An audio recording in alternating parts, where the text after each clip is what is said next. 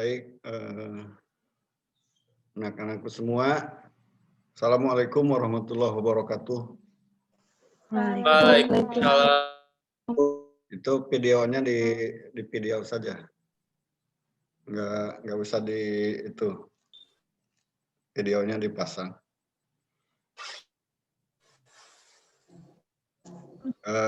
Pertemuan yang ketiga ini saya kira sudah hadir semua ya. Di pertemuan ketiga ini kita akan berdiskusi tentang analisa diri perawat. Sebelum lupa, kalau pagi ada kuliah nggak? Nggak ada, Pak. Tidak ada, Pak. Bagaimana kalau Bapak suaranya nggak jelas, Pak. masa? Jelas, Pak. Ada. Di Cirebonnya butut itu mah sinyalnya. Ya. Bagaimana kalau Rabu minggu depan masuk jam 8 saja kita? Boleh, Pak. Kalau nggak ada kuliah, berarti Anda juga nggak ada kegiatan di rumah, ya? Iya, Pak. Bisa, Pak. Tapi saya ingatkan ya, takut lupa. Baik, Pak. Jadi Rabu besok, mulai minggu depan masuk jam 8, ya. Gimana semuanya pada sehat? Keluarga sehat? Alhamdulillah, Pak. Alhamdulillah. Apa gimana kabarnya? Alhamdulillah sehat semua. Alhamdulillah. Alhamdulillah. Nah, kita mulai saja sekarang dan kita awali dengan mengucapkan basmalah bersama-sama. Bismillahirrohmanirrohim. Amin.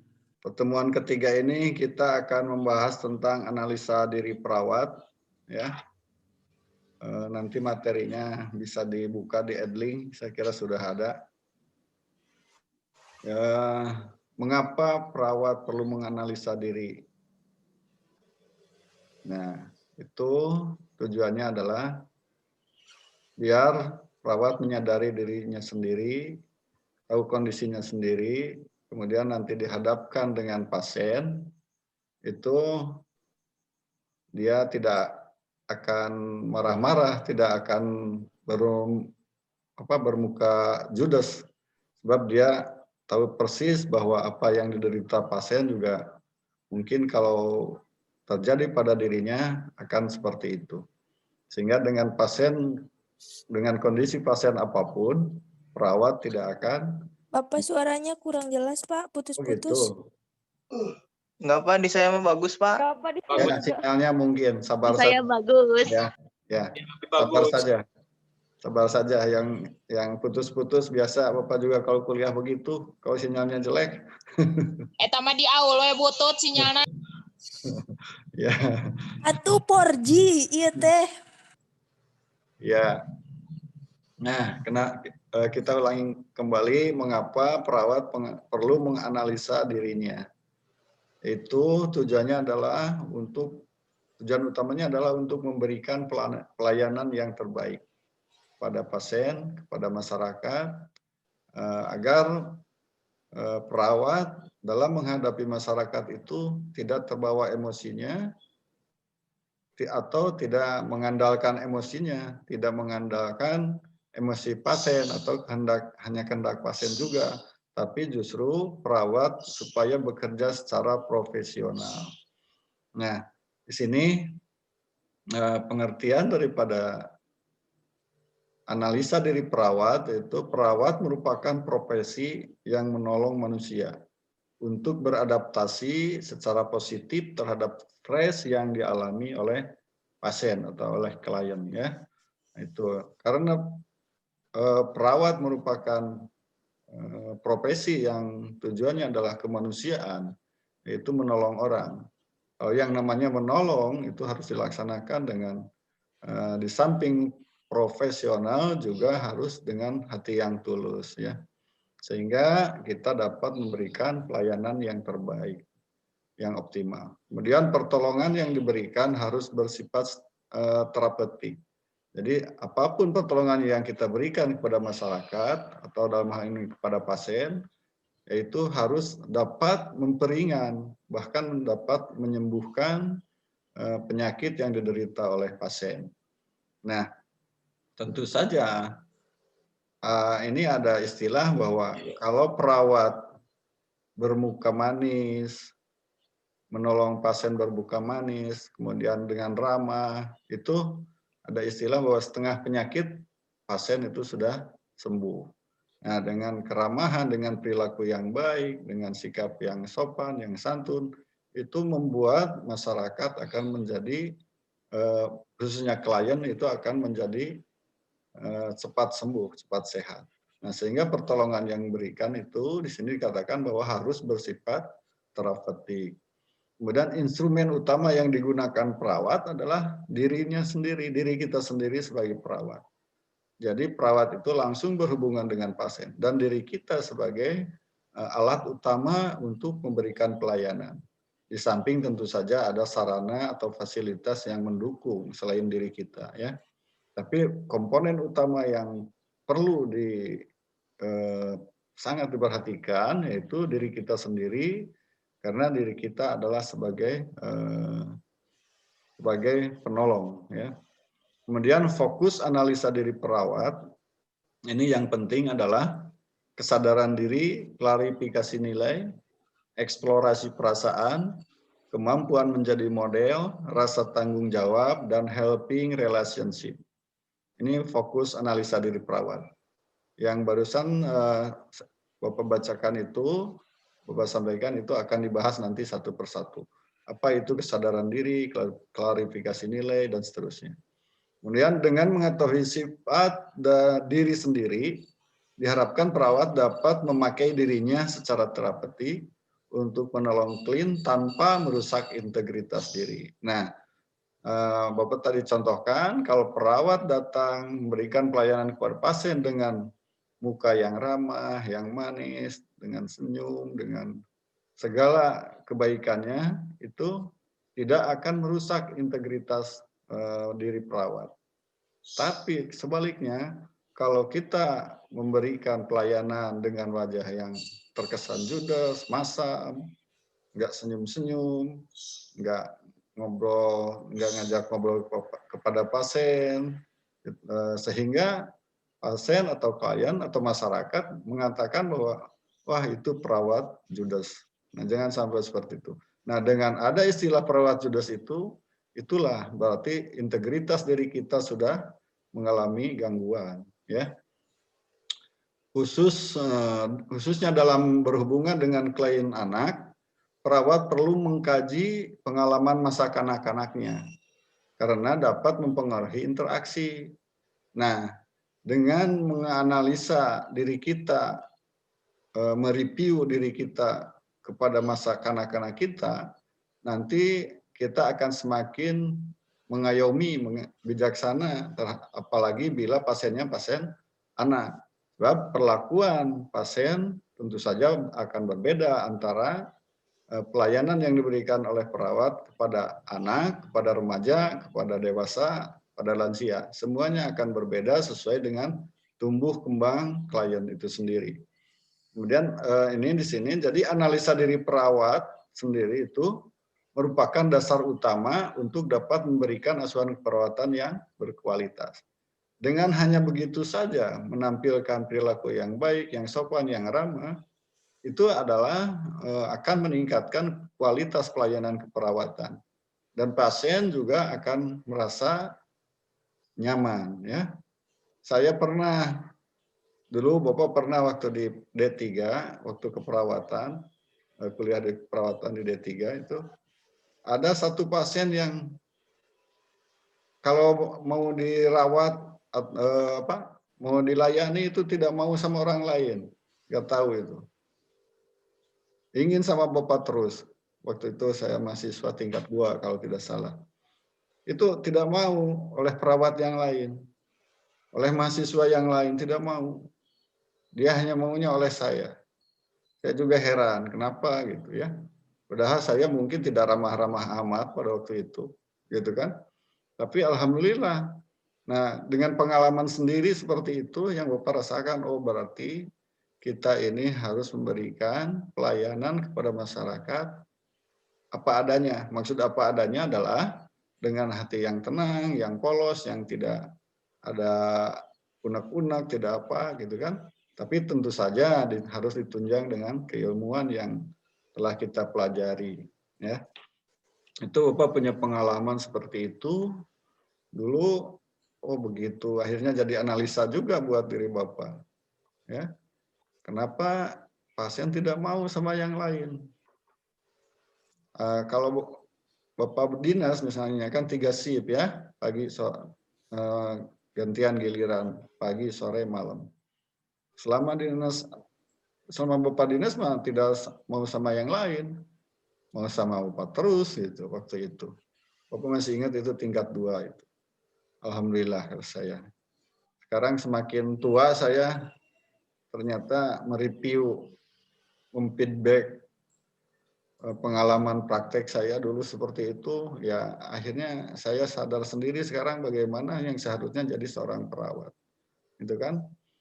Kemudian kita bahas ini yang tadi disampaikan di pembukaan bahwa ini kesadaran diri, yaitu di sini perawat perlu menjawab pertanyaan siapa saya. Nah, dengan pertanyaan siapa saya, semoga itu membuat diri kita sebagai perawat menjadi lebih sadar. Mungkin jawabannya beda-beda, ya. Tapi jawaban yang utama adalah ini Bapak juga sering bertanya tentang hal ini pada diri Bapak sendiri. Siapa saya ini? Kalau secara umum, jawaban saya adalah makhluk. Lebih spesifik lagi, makhluk itu kan luas. Ada manusia, ada hewan, ada tumbuhan, ada jin, dan segalanya. Kemudian lebih spesifik lagi, saya ini adalah manusia. Manusia sebagai dengan identitas jenis kelamin laki-laki.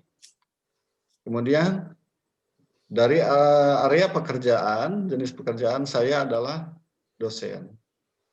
Dosen apa? Lebih spesifik, dosen perawat. Karena saya lulusan perawat juga, kan begitu. Kemudian kalau di keluarga, saya adalah sebagai seorang suami. Saya sebagai seorang bapak, dan seterusnya. Akhirnya ya membuat diri kita itu semakin harus seperti apa dengan kondisi seperti itu. Jadi pertanyaan siapa saya ini jawabannya luas, macam-macam. Anda juga boleh sekarang sambil kuliah dengan Bapak silahkan saja tanya diri Anda sendiri. Siapa saya? Gitu kan? Oh, saya adalah Aditya. Gitu kan? Saya misalnya mahasiswa. Harus berperan seperti apa mahasiswa? Gitu kan? Oh, saya Aditya. Saya sebagai seorang anak. Harus berperilaku seperti apa saya sebagai seorang anak di dalam keluarga. Saya Aditya.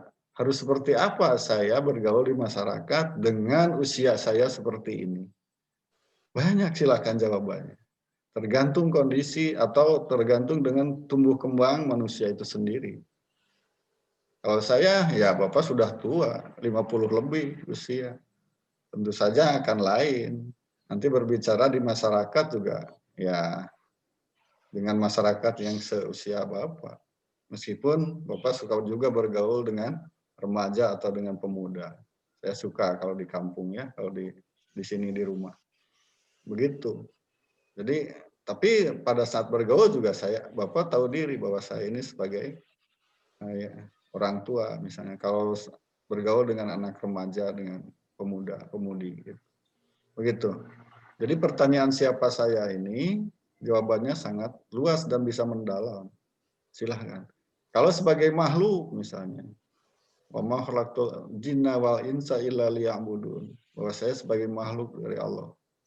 Dan saya sebagai manusia, tidak semata-mata Allah menciptakan jin manusia hanyalah untuk beribadah kepadanya. Itu surat apa tuh? Ayat 4.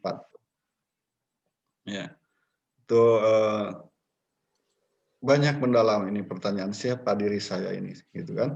Kemudian kaji perasaan, reaksi, dan perilakunya secara pribadi maupun sebagai pemberi perawatan. Nah, ini kaji perasaan kita, reaksi dan perilaku kita secara pribadi juga kita tadi oleh Allah diwajibkan untuk beribadah.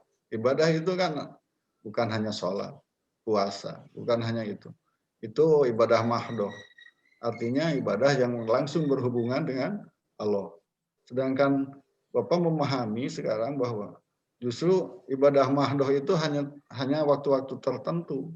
Sedangkan kita banyaknya adalah ibadah ghair mahdoh. Artinya ibadah dengan banyak manusia, dengan lingkungan, dengan lingkungan sosial. Itu ghair mahdoh justru lebih dominan daripada mahdoh. Tapi meskipun mahdoh hanya dalam waktu-waktu tertentu, dan kita realisasikan ibadah mahdoh itu dalam bentuk ibadah ghair mahdohnya, dengan ibadah dengan sesama manusia, dengan lingkungan sosial. Nah itu ya. Nah perawat juga sama seperti itu. Nah menolong sesama itu, menolong masyarakat atau klien yang membutuhkan perawatan itulah termasuk ghair mahdohnya. Ya, ibadah mahdohnya kita semua sholat, puasa, zakat kalau punya ya, kalau sudah nisab, kalau zakat sudah nisab. Nah, itu. Nah, batasan kalau zakat. Nah, itu kan ibadah mahdohnya seperti itu. Ibadah ghair mahdohnya kita sebagai perawat harus memberikan pertolongan kepada sesama. Nah, itu ya. Kemudian kesadaran diri akan membuat perawat menerima perbedaan dan keunikan klien. Nah, kesadaran diri kita ini apabila kita menyadari diri kita sebagai perawat, maka kita akan menerima perbedaan dan keunikan klien. Ini penyakit misalnya ada 2 pasien. Penyakit sama-sama diagnosanya misalnya gastritis. Tapi reaksi yang ditimbulkan atau perilaku sakit yang ditimbulkan oleh pasien itu ternyata berbeda antara yang satu dengan yang lain. Tidak akan sama meskipun diagnosanya sama. Ya kan? Insya Allah itu. Kalau tidak percaya silakan Anda kaji. Perilaku sakit seseorang itu akan berbeda dengan perilaku sakit orang lain. Meskipun diagnosa misalnya diagnosa medisnya sama. Silakan. Tapi perilaku sakitnya yang muncul akan berbeda. Ya. Kemudian, nah dengan perbedaan itu, maka kita dengan keunikan itu, maka kita akan menerima pasien apa adanya. Dan pasien sangat membutuhkan pertolongan kita. Kemudian kesadaran diri dan perkembangan diri perawat perlu ditingkatkan agar penggunaan diri secara terapeutik dapat lebih efektif. Itu adalah kalau kesadaran diri kita perlu ditingkatkan. Kesadaran diri, selain kesadaran dirinya juga bahwa ini perlu dikembangkan, ya, ditingkatkan. Supaya apa? Supaya kita tetap selalu memberikan pelayanan yang terbaik kepada masyarakat.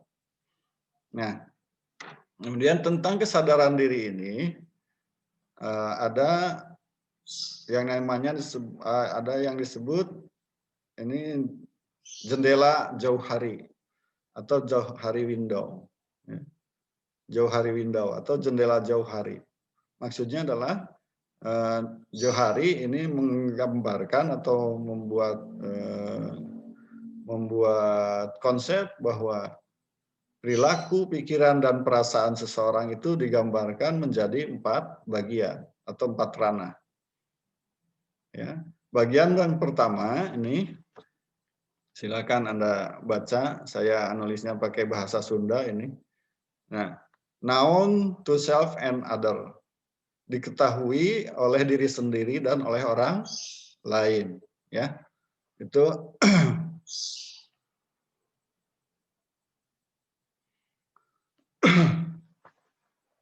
ranah atau bagian yang pertama itu known to self and other. Diketahui oleh diri sendiri dan orang lain. Kemudian ranah yang kedua, known only to other.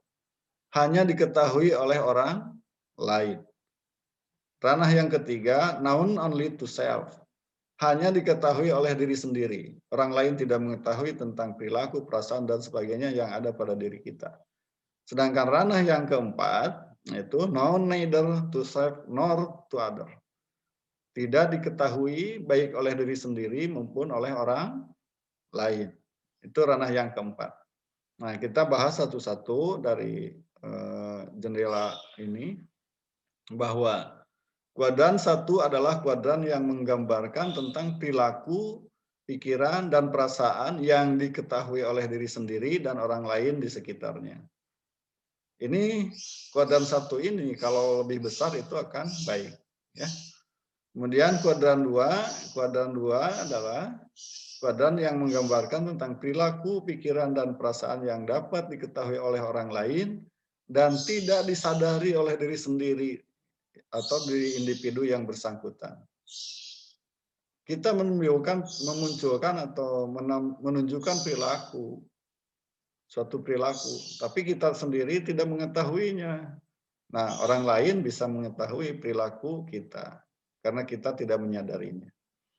Nanti contoh-contohnya akan saya berikan. Kemudian kuadran 3, kuadran yang disebut dengan juga kuadran rahasia.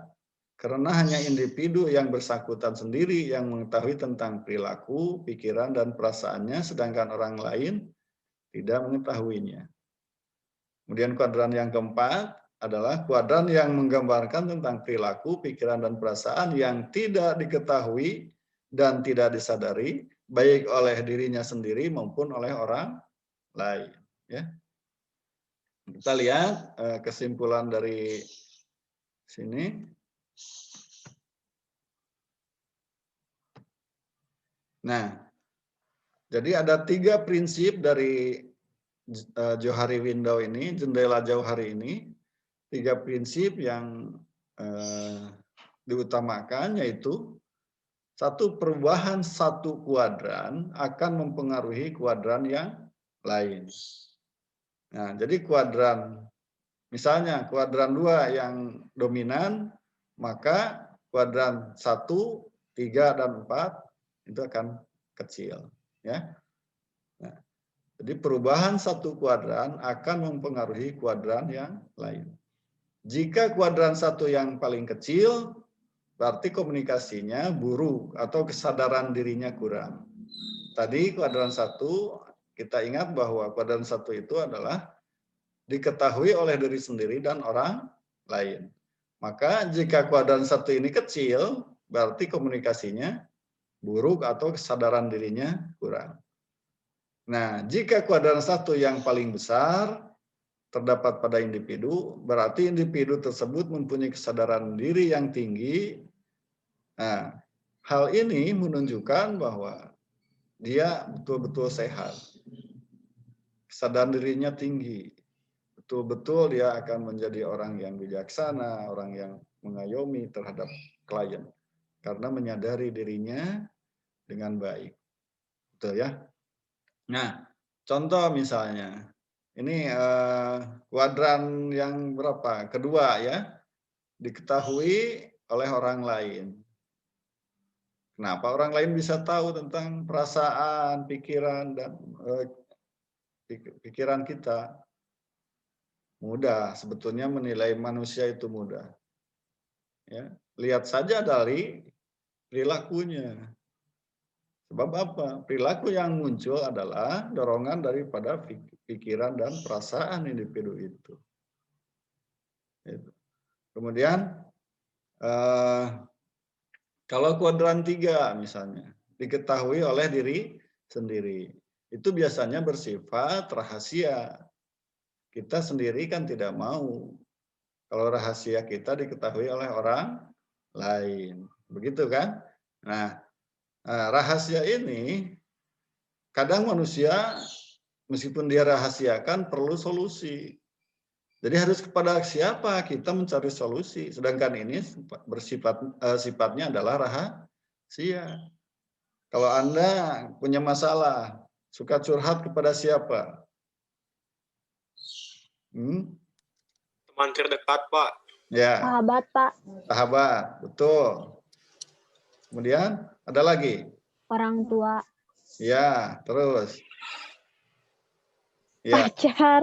Nah, Beda-beda, Pak. Saudara. ya, orang terdekat itu pacar salah satunya. Ya. Buku, Nah, mulai sekarang Bapak sarankan. Pacar, Pak. Iya, orang terdekat itu pacar itu salah satunya. Ya.